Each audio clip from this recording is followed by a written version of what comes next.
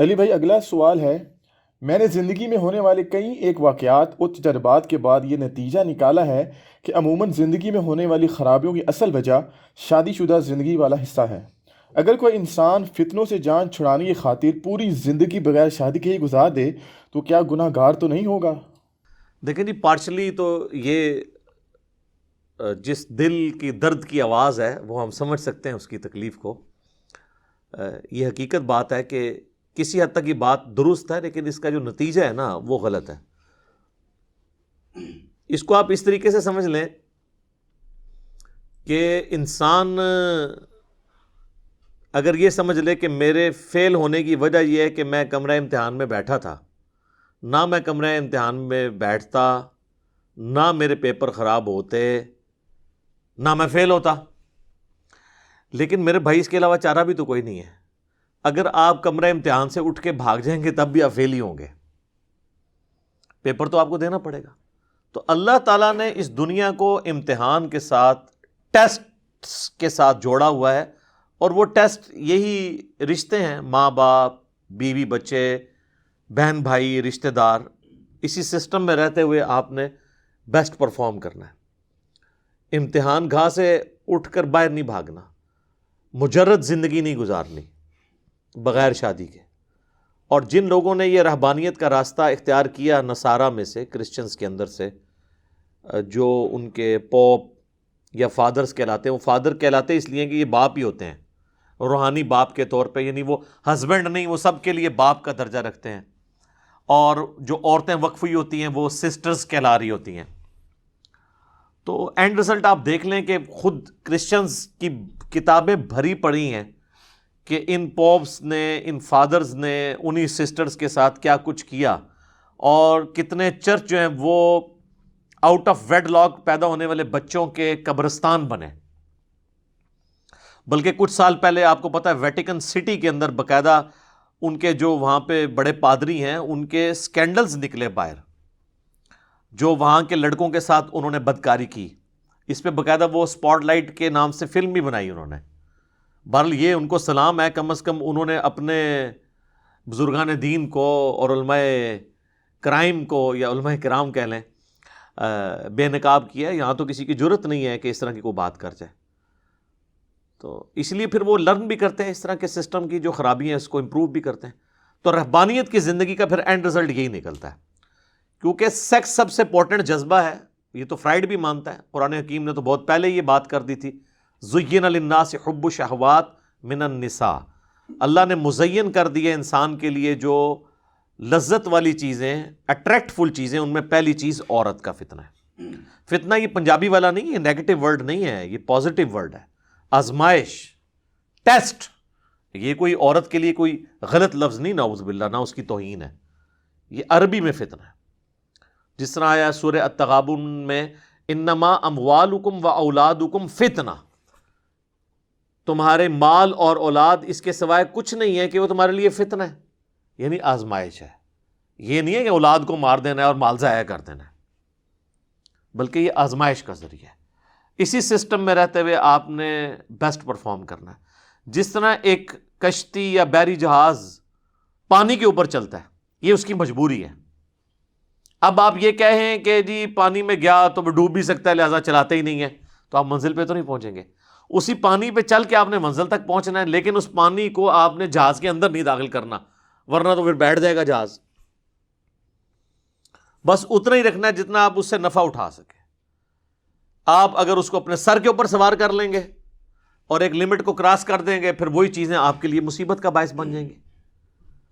تو یہ میاں بیوی کا جو رشتہ ہے، اولاد کا رشتہ ہے، ماں باپ کا رشتہ، یہ سب کے سب اللہ نے ٹیسٹ رکھے ہوئے ہیں۔ آپ اس سے ہٹ کے زندگی نہیں گزار سکتے۔ اسی لیے پیغمبروں کی زندگی کو ہمارے لیے رول ماڈل قرار دیا ہے اللہ تعالیٰ نے۔ لَقَدْ كَانَ لَكُمْ فِي رَسُولِ اللَّهِ أُسْوَةٌ حَسَنَةٌ، بے شک رسول اللہ کی زندگی میں تمہارے لیے بہترین نمونہ ہے۔ ویسے یہ آیت تو اسپیسیفکلی جہاد کے حوالے سے آئی تھی، غزوہ خندق کے موقع پر، لیکن یہ جنرل بھی ہے۔ قُلْ إِن كُنتُمْ تُحِبُّونَ اللَّهَ فَاتَّبِعُونِي يُحْبِبْكُمُ اللَّهُ، اے نبی فرماؤ ان سے کہ اگر تم اللہ سے محبت کا دعویٰ رکھتے ہو تو پھر میری اتباع کرو، پھر اللہ بھی تم سے محبت کرے گا۔ مَن يُطِعِ الرَّسُولَ فَقَدْ أَطَاعَ اللَّهَ، جس نے رسول اللہ کی اطاعت کی گویا اس نے اللہ کی اطاعت کی۔ تو رسول تو شادیاں کرتے ہیں، رسولوں کے بچے بھی ہوتے ہیں، اگرچہ کافر اسی چیز کو قرآن پاک میں ٹونٹ بھی کرتے ہیں، یہ کیسا رسول ہے، اس کی بیویاں ہیں، بازاروں میں چلتا ہے، کھاتا پیتا ہے۔ تو اللہ تعالیٰ نے کہا کہ زمین پہ اگر فرشتے آباد ہوتے تو فرشتوں میں سے رسول آتا۔ سورہ بنی اسرائیل میں آیا، سورۃ الفرقان میں تو کئی ایک یعنی وہ القابات کافر مسلمانوں کو تنگ کرنے کے لیے رسول اللہ کے اوپر پھپتیاں کستے تھے، نعوذ باللہ۔ تو اللہ نے نقل کی ہے کہ بھئی یار یہ اس طرح کی بات تو نہ کرو، یعنی اگر رسول اللہ شادی نہ کرتے تو انہوں نے کہنا تھا اس کو ہم کیسے آئیڈیل مانیں کہ جس کی بیوی نہیں ہے، تو اس کو کیا پتا کہ عورت سے کیا انسان کو تکلیف پہنچتی ہے۔ اب تو سر سورۃ الاحزاب گواہ ہے کہ رسول اللہ کو بھی تکلیفیں پہنچی ہیں اپنی بیویوں سے، تو آپ امت کے لیے رول ماڈل ہیں۔ آپ کی بیٹیوں کو طلاق ہوئی، آپ کی بیٹیاں آپ کی زندگی میں فوت ہوئیں، یہ ساری تکالیف سے آپ کو گزرنا پڑا، تو یہ آپ کا ٹیسٹ ہے۔ اسلام میں بیسک اکائی جو ہے نا جی خاندان کی، وہ میاں بیوی کا رشتہ ہے۔ ماں باپ بہن بھائی یہ سب بعد کے ہیں، اس لیے دیکھیں پورے قرآن کا تانا بانا جو ہے نا وہ آئلی زندگی میں میاں بیوی کے ریلیشن شپ کے گرد گھومتا ہے۔ احادیث میں بھی آپ دیکھیں میاں بیوی کا ریلیشن شپ اور اس سے ریلیٹڈ سارے معاملات، کیونکہ وہ بیسک یونٹ ہے، اور ظاہر ہے وہ تو ڈیپینڈنٹ ہے شادی کے اوپر۔ آپ کوئی شخص کہتا ہے میں نے شادی ہی نہیں کرنی ہے، یہ تو اسی طریقے سے ہے کہ میں نے تجربات سے یہ رزلٹ نکالا ہے کہ روڈ پہ ایکسیڈنٹ اس لیے ہوتا ہے کہ لوگ گاڑی لے کے روڈ پہ آتے ہیں، تو میں تو اب روڈ پہ سفر بھی نہیں کروں گا۔ یہ تو سر پھر دنیا میں تو اس چیز کا کوئی اینڈ ہی نہیں ہوگا، یہ آپ کا ٹیسٹ ہے، اس کی وجہ سے آپ نے اس چیز سے پیچھے نہیں ہٹنا۔ اور اللہ تعالیٰ تو اس کو فخریہ طور پہ قرآن میں بیان کرتا ہے، سورہ النساء جس کا نام ہی ہے عورتیں، اس کی پہلی آیت کیا ہے؟ یا ایھا الناس اتقوا ربکم الذی خلقکم من نفس واحدہ، اے لوگو اس رب کا تقوی اختیار کرو جس نے تمہیں ایک جان سے پیدا کیا، وخلق منہا زوجہا، اور اسی جان سے اس کا جوڑا بنایا، یعنی سیدنا آدم علیہ السلام کی پسلی سے اماں حوا کو پیدا کیا، وبث منہما رجالا کثیرا ونساء، اور پھر ان میاں بیوی کے ذریعے اللہ نے کثیر تعداد میں مرد و عورت زمین کے اوپر پھیلا دیے۔ واتقوا اللہ الذی تساءلون بہ والارحام، اور تقوی اختیار کرو اس اللہ کا کہ جس کے ذریعے تم ایک دوسرے سے سوال کرتے ہو، جب بالکل معاملہ پھنس جائے تو پھر کہتے ہو اللہ کے لیے معاف کر دو۔ والارحام، اور رحمی جو رشتے ہیں ان کا بھی خیال رکھو۔ ان اللہ کان علیکم رقیبا، بے شک اللہ تعالیٰ دیکھ رہا ہے جو کچھ تم کر رہے ہو، تم پر گواہ ہے، دیکھنے والا ہے۔ تو یہ جو اللہ تبارک و تعالیٰ نے میاں بیوی کا ریلیشن شپ رکھا ہے اور ایک خاندانی نظام کا ہمیں پابند کیا ہے، یہ ہماری آزمائش ہے، ہم اس سے جان نہیں چھڑا سکتے۔ اور اگر کوئی اس سے جان چھڑائے گا تو وہ پیغمبر کا راستہ چھوڑ دے گا، پیغمبر کا راستہ چھوڑ دے گا تو پھر وہ اس طریقے پہ نہیں مرے گا جو اللہ کی ریکوائرمنٹ ہے اپنے بندے سے۔ ہاں اگر کسی کی کوئی جینون مجبوری ہے، کوئی شخص ٹرانسجینڈرز میں سے ہے یا وہ سیکچولی ڈسیبل ہے، تو ظاہر ہے وہ تو شادی نہیں کرے گا، لیکن جس کے اندر استطاعت موجود ہے اور وہ فیملی کو سپورٹ بھی کر سکتا ہے، صرف سیکچول استطاعت نہیں، فائنینشیل استطاعت بھی ہو، کیونکہ بخاری اور مسلم دونوں میں حدیث ہے، اے نوجوانوں کے گروہ، تم میں سے جس کے پاس استطاعت ہو وہ نکاح کرے، کیونکہ نکاح کرنا نگاہوں کو نیچا رکھنے کا ذریعہ ہے اور تمہاری عفت اور عصمت کی حفاظت کا ذریعہ ہے، اور جو نکاح کی استطاعت نہیں رکھتا وہ روزے رکھ کے اپنی شہوت کو کنٹرول کرے۔ تو اس کا مطلب شہوت اس میں موجود ہے، وہ کون سی استطاعت ہے؟ جو نہ ہو تو نکاح نہیں کرنا، فائنینشیل استطاعت ہے، وہ تو انڈرسٹوڈ ہے، کیونکہ اگلے الفاظ کیا ہیں کہ وہ شہوت کو ٹھنڈا کرے روزے رکھ کے۔ تو اب اس کے پاس کون سی استطاعت نہیں تھی؟ وہ یہی استطاعت نہیں تھی کہ فائنینشیل سپورٹ نہیں کر سکتا۔ باقی وہ ایک جعلی روایت ہے، غریب آدمی آیا حضور نے کہا شادی کر، اور غریب ہو گیا، دوسری کر، تیسری کر، چوتھی کر، پھر امیر ہو گیا۔ سر اس طرح آج تک نہ کوئی امیر ہوا ہے نہ ہوگا، اللہ یہ ہے کہ کسی امیر عورت کے ساتھ کسی کی شادی ہو جائے تو اس کی کوئی لاٹری نکل آئے، ادروائز اس سے بندہ غریب تر کیا ہوتا ہے، بندہ رہ جاتا ہے بالکل۔ بخاری مسلم میں حدیث ہے، نبی علیہ السلام فرمایا کہ عورت سے 4 وجوہات کی بنا پہ نکاح کیا جاتا ہے، اس کے حسب و نسب کی وجہ سے، یعنی اس کا جو اعلیٰ خاندان ہے، اور اس کی خوبصورتی کی وجہ سے، اس کی مال و دولت کی وجہ سے، اور اس کی دینداری کی وجہ سے. پھر حضور نے فرمایا اللہ کے بندوں دینداری کو دیکھا کرو، پہلے نمبر پہ دینداری دیکھو. اچھا یہ جو لوگ ذلیل ہو رہے ہوتے ہیں نا، جو یہ اس طرح کے تجربے نکال رہے ہوتے ہیں، انہوں نے جو اپنی زندگی میں پرائورٹی سیٹ کی ہوئی ہوتی ہے نا، ان کو وہی کچھ ملتا ہے. اگر کسی نے پرائورٹی سیٹ کی تھی نا مال و دولت اور خوبصورتی، دینداری کو اس نے پس پش ڈالا تھا، تو سر پھر وہی اس کو ملے گا. اور جس نے دینداری کو پریفر کیا تھا نا، آپ دیکھیں کتنی پرہیزگار عورتیں ہیں، ان کے رشتے صرف اس لیے ریجیکٹ ہو جاتے ہیں کہ یہ پردہ کرتی ہیں، یہ آرتھوڈاکس ہیں. کتنے پرہیزگار مردوں کے رشتے عورت والے ریجیکٹ کر دیتے ہیں، یہ تو داڑھی والا ہے، یہ آرتھوڈاکس ہے. تو سر پھر تم نے یہ پرائورٹی نہیں رکھی تھی نا، تو یہ داڑھی والا ہی ایک مخلص مرد ملنا تھا نا تمہیں. تو اب جب تم نے دنیا ڈھونڈی، دنیا کی محبت ڈھونڈی، دولت ڈھونڈی، تو پھر اب بھگتو. یہ دونوں چیزیں پیرلل میں نہیں چل سکتی کبھی بھی، یہ ذہن میں رکھیے گا. وہ میں اگلے دن ایک کسی بڑے بندے کا قول پڑھ رہا تھا کہ مرد بھی بڑے عجیب ہیں کہ وہ اپنی بیویوں میں طوائفوں جیسی جو کوالٹیز ہیں وہ تلاش کرتے ہیں، اور طوائفوں کے اندر شریف عورتوں والی کوالٹیز تلاش کرتے ہیں. تو نہ طوائفوں کے اندر شریف عورتوں والی کوالٹیز ہو سکتی ہیں الا ماشاء اللہ، اور نہ خاندانی عورتوں کے اندر طوائفوں والی اور جو فلمی ایکٹرز کی جو ادائیں آپ کو ڈراموں میں دکھاتے ہیں، وہ شریف عورتوں کی تو ادائیں وہ نہیں ہو سکتی ہیں. اور بدماش سے بدماش شخص کی بھی ایک خواہش ہے، آپ جو پورا دن جو ہے وہ اسلامی بہنوں کی خدمت کے لیے چوک میں کھڑا ہوتا ہے یا کالجز اور یونیورسٹیز کے گیٹس کے اوپر، اگر آپ اس سے پوچھیں نا تمہاری بیوی کیسے ہونی چاہیے، تو وہ کہے گا جی باپردہ ہونی چاہیے جی. تو تم جو خود حرکتیں کر رہے ہو، تو کیا تم ڈیزرو کرتے ہو کہ تمہیں اس کے طرح کی عورت ملے؟ تو جو جس کی پرائورٹی ہوتی ہے وہ اس کو مل جاتی ہے، یہ ذہن میں رکھیے گا. ہاں ایکسیپشنز آر آلویز دیئر، وہ تو قرآن میں بھی آیا ہے. حضرت لوط کی اور حضرت نوح کی بیویاں وہ کافرہ نکل آئی تھی، بد کردار نہیں تھی، کافرہ تھی. تو یہ ان کے ساتھ بہت بڑا مس ہیپ اس حوالے سے دنیاوی طور پہ ہوا ہے، یہ ہو سکتا ہے. لیکن اوور آل وہی ہے جو اللہ تعالیٰ فرمایا نا کہ پاکیزہ مردوں کے لیے پاکیزہ عورتیں ہیں اور بدکار مردوں کے لیے بدکار عورتیں ہیں. یہ جنرل رول یہی ہے. تو جو آپ خواہش کرتے ہیں وہ آپ کو مل جاتا ہے. باقی اگر آپ یہ کہیں کہ اس کا اینڈ رزلٹ آپ نے یہ نکالنا ہے کہ مجرد زندگی گزارنی ہے، یہ تو اللہ تعالیٰ کو مطلوب نہیں ہے. یہ تو اسی طریقے سے آپ امتحان گاہ سے اٹھ کے بھاگ جائیں. ہمارے پنجاب کے کلچر میں تو مشہور ہے جس کی شادی نہ ہو اس کا جنازہ ہی جائز نہیں ہے. ہاں لیکن آج تک اللہ کے فضل سے ہم نے اپنے بزرگان دین اور علماء کرام سے کبھی یہ نہیں سنا کہ جو نماز نہ پڑھے اس کا جنازہ نہیں ہے. نماز تو اسلام کی بنیاد تھی. شادی کرنا اسلام کے فرائض میں شامل نہیں ہے، سنتوں میں ہے. نماز تو فرض ہے.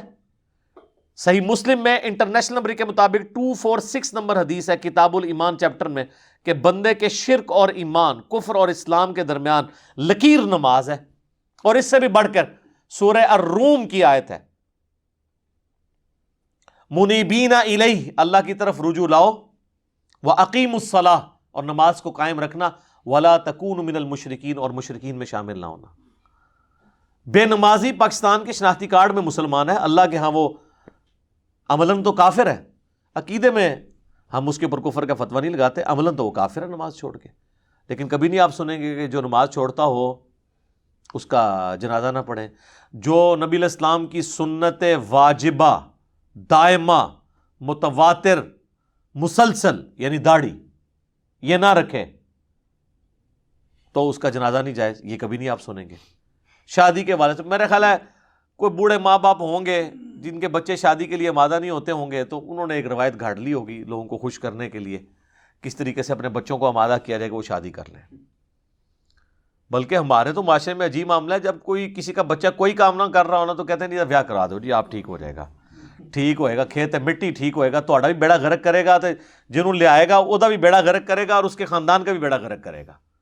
یہ کوئی ایٹیچیوڈ نہیں ہے اس طریقے سے کہ آپ کسی کی بچی کو لا کے تو وہ جہنم میں جھونک دے دنیا کے اندر ہی. یہ بالکل غلط ایٹیچیوڈ ہے. ایک اور حدیث ہے بہت سینسٹیو، بخاری اور مسلم دونوں میں ہے، یہ مجرد زندگی کے خلاف. نبی الاسلام کی غیر موجودگی میں 3 اصحاب تھے، وہ امہات المومنین کو پردے میں ملے اور پوچھا کہ رسول اللہ کے جو معاملات ہیں وہ کیا ہیں. تو بیویوں نے یعنی بتایا کہ رسول اللہ تو ایک نارمل زندگی گزارتے ہیں. آپ علیہ السلام نفلی روزے رکھتے بھی ہیں، چھوڑ بھی دیتے ہیں، رات کو سوتے بھی ہیں اور عبادت بھی کرتے ہیں. باقی شادیاں تو آپ نے کی ہوئی ہیں. تو وہ اصحاب آپس میں گفتگو کرنے لگ پڑے کہ رسول اللہ تو بخشے بخشائے ہیں. سورہ فتح کی آیت ہے کہ اللہ نے اگلی پچھلی ساری اجتہادی خطائیں معاف فرما دی ہوئی ہیں. تو ایک نے کہا کہ میں روزانہ روزہ رکھوں گا، دوسرے نے کہا کہ میں روزانہ پوری رات کا قیام کروں گا اور کبھی نہیں سوؤں گا، تیسرے نے کہا کہ میں شادی نہیں کروں گا، کیا جھنجھٹ پالوں، بس اللہ اللہ کروں گا. یہ بات کہہ کے وہاں سے چلے گئے. جب واپس نبی علیہ السلام گھر تشریف لائے تو آپ کی امہات نے بتایا کہ جس طرح آپ کے چیتے آئے تھے 3 اور وہ چیتے اس طرح کے دعوے کر، یہ چیتے لفظ میں نے استعمال کیا ایکٹیونیس کے بارے میں کہ انہوں نے اس طرح کے دعوے کیے. تو حضور نے کہا بلاؤ ان کو. بلایا گیا. آپ نے پہلا جملہ اتنا سخت بولا، آپ نے فرمایا اللہ کی قسم میں تم سب سے زیادہ اللہ کا تقوی رکھنے والا ہوں. یہ جملہ آپ نے کیوں بولا؟ کہ تم نے جو دین کا معیار قائم کیا اور اس سے یہ سمجھا کہ یہ اللہ کا خوف تم رکھ رہے ہو اپنے اندر، یا اللہ کی معرفت تمہیں زیادہ ہے مجھ سے کہ میرے طریقے کو چھوڑ کے تم کسی اور طریقے کے اندر معرفت تلاش کر رہے ہو. آپ نے فرمایا میں روزہ رکھتا بھی ہوں نفلی اور چھوڑ بھی دیتا ہوں، رات کو میں سوتا بھی ہوں، نماز بھی اٹھ کے پڑھتا ہوں، اور میں نے شادی تو کر رکھی ہے. فمن رغب عن سنتی فلیس منی، پس جس نے میری سنت کو چھوڑ دیا اس کا مجھ سے کوئی تعلق نہیں. ویسے تو اس کو ہم عموماً نکاح کے ساتھ جوڑ دیتے ہیں، اس کے ساتھ جملہ بھی بول دیتے ہیں نکاح سنتی. وہ بخاری مسلم میں تو نہیں، اور جگہ الفاظ ہے، لیکن وہ امپلائڈ بالکل بالمفہوم تو بات ٹھیک ہے. آپ نے ان تینوں چیزوں کو کنسیڈر کیا ہے نا، کہ پوری رات کو نہ جاگنا، روزانہ روزہ نہ رکھنا اور شادیاں کرنا، یہ سب حضور کی سنتیں ہیں. تو جس نے اس سنت سے اغراض کیا اس کا مجھ سے کوئی تعلق نہیں. پھر بخاری اور مسلم دونوں میں حدیث ہے، عبداللہ بن عمر بن عاص کی شکایت ان کی بیوی کی طرف سے رسول اللہ تک پہنچی کہ یہ پوری رات نمازیں پڑھتا ہے، مجھے ٹائم نہیں دیتا. آپ علیہ السلام نے بلا کے کہا کہ عبداللہ میں نے تیرے بارے میں ایسی بات سنی ہے، کیا یہ درست ہے؟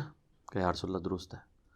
تو آپ نے فرمایا کہ تیری آنکھوں کا بھی تجھ پہ حق ہے، تیرے جسم کا بھی تجھ پہ حق ہے، تیری بیوی کا بھی تجھ پہ حق ہے. اس طرح پوری رات کو جاگے گا تو اندھا ہو جائے گا. اور آپ کو بتایا جاتا ہے کہ صوفیاء جو ہے نمک کا سرما لگایا کرتے تھے 40 سال تک، حتیٰ کہ ان کو نیند آنا ہی بند ہوگی، نیند کے اکھیں مر گیا اڑ گیا نمک کا سرما لانے نال. یہ کون سا دین ہے؟ آپ کہتے ہیں سبحان اللہ. اچھا، یہ جو حدیث میں نے پہلے بیان کی نا وہ 3 اصحاب والی، اس پہ امام بخاری نے باب باندھا ہے کہ عبادت کے اندر غلو کرنا، یعنی اسلام میں اس کی کراہت ہے. جو آپ فخریہ کہتے ہیں نا، شیخ عبد القادر جیلانی نے 40 سال تک عشاء کے وضو سے فجر پڑھی تو کس سنت پہ عمل کیا؟ انہوں نے نہیں کیا ہوگا، جھوٹ منسوب کیا. یا امام حنیفہ کی طرف، ہاں یہ ہو سکتا ہے کہ وہ فجر سے آدھا گھنٹہ پہلے اٹھتے ہوں، عشاء پڑھتے ہوں، پھر اسی وضو سے آپ فجر پڑھ لیں. میں تو آپ کو اس سے بھی آسان طریقہ بتاتا ہوں. آپ نماز جمع بھی کر سکتے ہیں، آپ مغرب کے وضو سے بھی فجر پڑھ سکتے ہیں. فجر کا وقت داخل ہونے سے آدھا گھنٹہ پہلے اٹھیں، مغرب پڑھیں، ساتھ عشاء پڑھیں، نماز جمع کرنا تو سنت ہے. مسلم شریف میں اوپر تلے 10 احادیث ہیں، آپ حالت حضر میں بھی کر سکتے ہیں، جواز موجود ہے تو آپ کریں نماز جمع. ٹھیک ہے، تو یہ اس طریقے سے مطلب آپ دین کو پریزنٹ کریں گے. تو نبی علیہ السلام نے ان کو ڈانٹا اور فرمایا تیری بیوی کا حق ہے، تیرے جسم کا حق ہے، تیری آنکھوں کا حق ہے.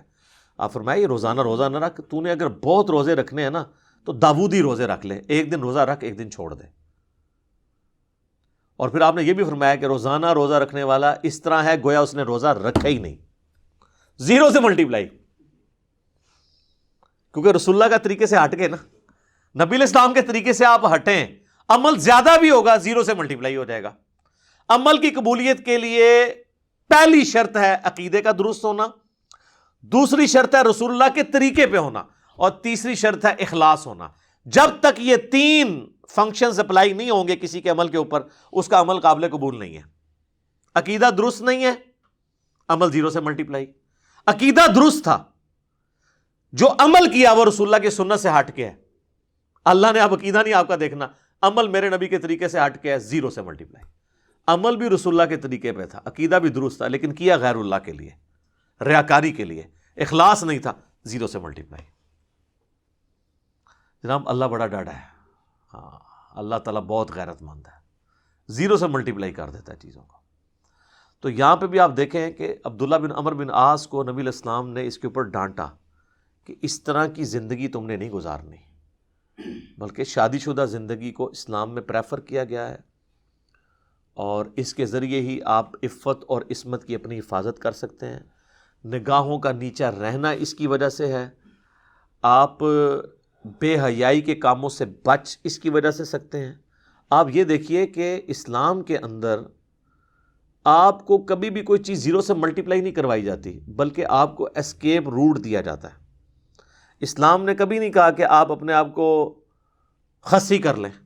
بخاری مسلم میں حدیث ہے کہ یہ صاحب نے حضور سے اجازت مانگی کہ ہم اپنے آپ کو ٹرانسجینڈر بنا لیتے ہیں کہ ہم شادی نہیں کریں گے, خصی ہو جائیں. آپ نے منع فرما دیا, فرمایا اسلام تو اس کی اجازت نہیں دیتا. تو اسلام نے اس کا اسکیپ روٹ بتایا کہ آپ نے شادی کرنی ہے, اس کا بتایا کہ اس کو آپ نے یوز کہاں کرنا ہے اس چیز کو. اور اگر کوئی کہتا ہے کہ میں ان چیزوں کے بغیر زندگی گزار سکتا ہوں, یہ صرف دعوے ہوتے ہیں لوگوں کے. ہاں یہ آپ ذہن میں رکھیے گا, کچھ عرصے بعد ان چیزوں کا آئیڈیا ہو جاتا ہے کہ اللہ تعالیٰ نے جو نیچرل سسٹم رکھا ہوا ہے نا, آپ اس سے ہٹ کے زندگی گزاریں گے تو بڑی مشکل زندگی ہوتی ہے, پرہیزگاری کی زندگی گزارنا مشکل ہو جاتا ہے. تو یہ ایمان کو کی سلامتی کا ذریعہ ہے یہ تمام چیزیں. اور پھر جو اللہ نے میاں بیوی کے رشتے میں محبت رکھی ہے, جو اللہ نے اس رشتے کے اندر سکون رکھا ہے, اور جو یہ کمپلیمنٹری رشتہ ہے اولاد کی جو اللہ نے نعمت رکھی ہے اس کے بعد, اور ایک زندگی کا ایک مقصد ہو جاتا ہے. یقین کریں جب تک ہماری شادی نہیں ہوئی تھی نا, مجھے صحیح طرح یاد ہے, ہمیں کو پوچھتا تھا نا کہ شادی ہوئی کہ نہیں, تو ہم فخر سے بتاتے تھے کہ نہیں ہوئی. یعنی اس کو اپنا عیب نہیں شمار کرتے تھے, بلکہ فخر سے بتاتے تھے کہ یار سکون کی زندگی ہے, ہم تو مرضی کی زندگی گزارتے ہیں, کسی کے محتاج نہیں ہے. لیکن شادی کے بعد, اور یہ پوری ابھی آلموسٹ 15 سال سے زیادہ زندگی شادی شدہ میری گزر چکی ہے, مجھے یہ چیز آئیڈیا ہوا ہے کہ کتنے بیوقوف تھے ہم لوگ, کیونکہ ہمیں پتہ نہیں تھا کہ زندگی تو شروع ہی شادی کے بعد ہوتی ہے. اس سے پہلے تو آپ کا سارا وہ ایک بچپنا اور لڑکپن, اور ایک ایسی پتنگ ہے جو کٹ چکی ہے ڈور سے, پتہ نہیں کہاں جا کے اس نے اترنا ہے, یا ایسا بوئنگ جہاز ہے کہ جس کو پتہ نہیں اس نے لینڈ کہاں کرنا ہے. زندگی کا مقصد نہیں ہے نا. لیکن شادی کے بعد جو کنوارے ہیں انہوں نے ناراض نہیں ہونا, ٹھیک ہے نا, یہ ایک ریالٹی ہے, اس کو ایکسیپٹ کریں, ٹھیک ہے. اچھا, اور سب سے بڑی ریالٹی یہ ہے کہ یار میرے نبی کا طریقہ ہے صلی اللہ علیہ وسلم. یہ کوئی ایسی بات نہیں ہے کہ جس کو ہم کرتے ہوئے شرمائیں. سب سے بہترین طریقہ تو وہ ہے نا, خیر الہدی ہدی محمد صلی اللہ علیہ وآلہ وسلم, ٹھیک ہے. تو ویسے یہ کہتے رہے جی کہ وہ صوفیاء نے نہیں شادیاں کی ہیں جی, وہ مائی رابعہ بصری نے پوری زندگی شادی کی نہیں ہے, اور پھر عجیب و غریب ان کے واقعات لکھے ہوئے ہوتے ہیں انہوں نے کہ جی وہ ان کے پاس آ کے ان صوفیاء درس لیا کرتے تھے ان سے, تو ان کو تو وہ حسن بصری جاتے تھے, فلانا جاتا تھا, فلانا جاتا تھا, اور وہ کہتے ہیں ہمیں تو پتہ ہی نہیں چلتا تھا ہم کسی عورت کے پاس گئے یا مرد کے پاس گئے ہیں. سب کہانیاں کراتے ہیں, بالکل جھوٹ بولتے ہیں. پہلے تو یہ واقعات ہی غلط ہیں, اور دوسرا اگر ہو بھی تو یہ سب کے سب یہ جو کہتے ہیں نا پاکیزہ محبت اور رسپیکٹ کا رشتہ, اور یہ جی وہ نہیں جی کبھی گندا خیال نہیں لایا جی ہم تو استاد اور شاگرد کا رشتہ, اور بعد میں جو یہ کام ڈال رہے ہوتے ہیں آپ کے سامنے, ٹھیک ہے نا جی. تو یہ صرف بات کرنے والی ہے, پریکٹیکلی مشکل ہے. تو اللہ تعالیٰ نے اس زندگی کے اندر ایک لذت رکھی ہے, اس زندگی کا ایک مقصد رکھا ہے, اور وہ مقصد اسی وقت اچیو ہوگا جب آپ ایک شادی شدہ زندگی گزاریں گے. اس کے بغیر تو سر زندگی بہت لمبی ہے, کٹ ہی نہیں سکتی. اور اللہ نے دنیا میں یہ سلسلہ رکھا ہی اس لیے ہے, ورنہ تو آپ جیسے سمجھدار لوگ اگر دنیا میں پیدا ہوئے ہوتے تو آج دنیا کی آبادی 7-8 ارب تو نہ ہوتی, کب سے دنیا ختم ہو گئی ہوتی. اور جو اللہ تعالیٰ کہتا ہے کہ ہم نے مرد و عورت کے ذریعے ایک سلسلہ زمین میں پھیلایا ہے, تو یہ تو اللہ تعالیٰ نہ پھیلاتا. اس لیے اللہ تعالیٰ نے ان چیزوں کو کس طریقے سے آپس میں کو ریلیٹ کیا ہوا ہے, اور کس طریقے سے یہ سارے معاملات کمبائنڈ ہو کے ایک مشترکہ کاز کو کمپلیٹ کرتے ہیں. اور جہاں پہ خاندانی نظام ٹوٹ چکا ہے, آپ ذرا یورپ اور امریکہ میں دیکھیں, وہاں پہ تو لوگ مرد مخلص بیویوں کے لیے ترستے ہیں, جو کوئی بیچ میں شریف ہوتے ہیں, یہ شریف عورتیں مخلص خامدوں کے لیے ترستے ہیں. ہمارا سب کانٹیننٹ میں تو اللہ کا شکر ہے, ایک تو ہماری ریلیجن کی برکت سے, دوسرا ہمارے کلچر کی برکت سے یہاں پہ تو ایک میاں بیوی کا رشتہ واقعی ایک رشتہ ہے, ایک ریسپیکٹیبل رشتہ ہے, اور وقت کے ساتھ ساتھ ایک مضبوط رشتے کے طور پر جو ہے وہ ایوالو ہوتا رہتا ہے, ایک مضبوط بانڈ بنتا ہے. اور اتنا مضبوط بانڈ اور کسی رشتے میں پاسبل ہی نہیں ہے. اس لیے اسلام جب بھی ایڈریس کرتا ہے تو میاں بیوی کا ریلیشن شپ, آپ دیکھیں نکاح طلاق کے مسائل قرآن میں پوری جو آئلی زندگی ڈسکس ہوئی ہے, حتیٰ کہ رسول اللہ کی بیویاں ڈسکس ہوئی ہیں. پورے قرآن میں مجھے دکھائیں نبی علیہ السلام کے ماں باپ ڈسکس ہوئے ہوں, آپ کے رشتے میں بہن بھائی ڈسکس ہوئے ہوں, کزنز, پورا آپ کی بیویوں کا ڈسکشن ہوئی ہے, آپ کے گھر, آپ کی فیملی. ٹھیک ہے, تو یہ اسلام نے خاندانی سسٹم دیا ہے, اور اسی کے اندر اسلام بلیو کرتا ہے. اگر کوئی اس سے ہٹ کے زندگی گزارتا ہے تو اس کی زندگی جو ہے نا, وہ ہم یہ نہیں کہتے کہ وہ کفر کی موت مر گیا, لیکن ایک بہت بڑے دین کے حصے سے محروم رہا, اور جس کی وہ کمزوریاں پھر دنیا کے اندر فیل کرے گا. اور وہ ظاہر ہے کہ جب تک کوئی شخص منصف مزاج نہ ہو اور اس چیز کو ایکسپوز نہ کرے تو آپ کو پتہ نہیں چل سکتا. ورنہ کہنے کو تو لوگ کہتے رہتے ہیں کہ جی خیر ہے, لیکن پھر بعد میں جو کچھ ان کے ساتھ ہو رہی ہوتی ہے نا, تو پھر وہ بھگتتے ہیں. اور میں یہاں پہ ایک چیز بھی ایڈریس کر دوں ان لوگوں کے لیے جو ینگ ایج میں عورتیں بیوہ ہو جاتی ہیں یا مرد ان کی بیویاں مر جاتی ہیں, تو وہ اپنے بچوں کی خاطر بعض کا دوسری شادی نہیں کرتے, معاشرہ بھی ان کو برا کہہ رہا ہوتا ہے. تو یہ بالکل غلط ایٹیچیوڈ ہے. یہ تو اولاد کی ذمہ داری ہے کہ وہ خود ایمفسائز کر کے ماں باپ کی شادی کروائے, اور یہ یہاں پہ عیب سمجھا جاتا ہے. عرب ملکوں میں آپ دیکھیں 60 سال کی عورت بھی اگر بیوہ ہوئی ہے نا, تو جیسے عدت پوری کرتی ہے اس کے رشتے آنا شروع ہو جاتے ہیں. یہاں تو آپ سوچ بھی نہیں سکتے, کوئی رشتہ لے کے آ جائے تو آپ تو سر پاڑ دیں. اور بچے شادی شدہ ہوتے ہیں, بال بچوں والے ہوتے ہیں, وہ خود اپنی ماؤں کے یا اپنے باپ کی شادیاں کروا رہے ہوتے ہیں. باپ کی شادی تو یہاں پھر بھی کوئی امیجن کر سکتا ہے, ماں کی شادی کو سوچ سکتا ہے کروائے, لیکن عرب میں یہ چیز نارمل ہے, کیونکہ وہاں پہ اس چیز کو عیب نہیں سمجھا جاتا.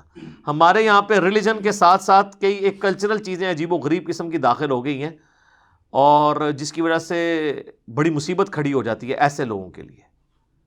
تو مجھے بتائیں, ہندوؤں میں جو یہ رسم تھی کہ اگر کسی کا خاوند مر جاتا تھا تو ستی کی رسم تھی, عورت کو بھی اس کے ساتھ ہی اس کی چتا جلا دی جاتی تھی. تو کسی طرح کا کام تو آپ بھی کر رہے ہیں کہ جب ایک جوان عورت بیوہ ہو جاتی ہے تو اس کے ساتھ شادی کرنے کے لیے کوئی تیار نہیں ہوتا, یا اس کی شادی کروانے کے لیے نہیں کوئی تیار ہوتا, تو ایک طرح کی تو آپ نے بھی اس کی چتا کو آگ لگائی دی ہے. پوری زندگی کے لیے اس کا آپ نے ایک مشکل میں ڈال دیا. کسی حد تک تو یہ بھی ہو رہا ہوتا ہے نا. تو یہ ایک اس چیز کا تلخ پہلو ہے, اس لیے میں نے چاہا کہ اس کو بھی یہاں پہ ایڈریس کر دوں. باقی یہ ہے کہ جی جن کی شادیاں نہیں ہوئی ہیں, اللہ تعالیٰ جلدی جلدی شادیاں کروائے جی ان کی, اور جو شادیوں کی آزمائش سے گزر رہے ہیں تو اللہ تعالیٰ ان کو اس آزمائش میں کامیاب کرے. یہ تو اللہ نے آزمائش کا ذریعہ رکھا ہے. ٹھیک ہو گیا جی.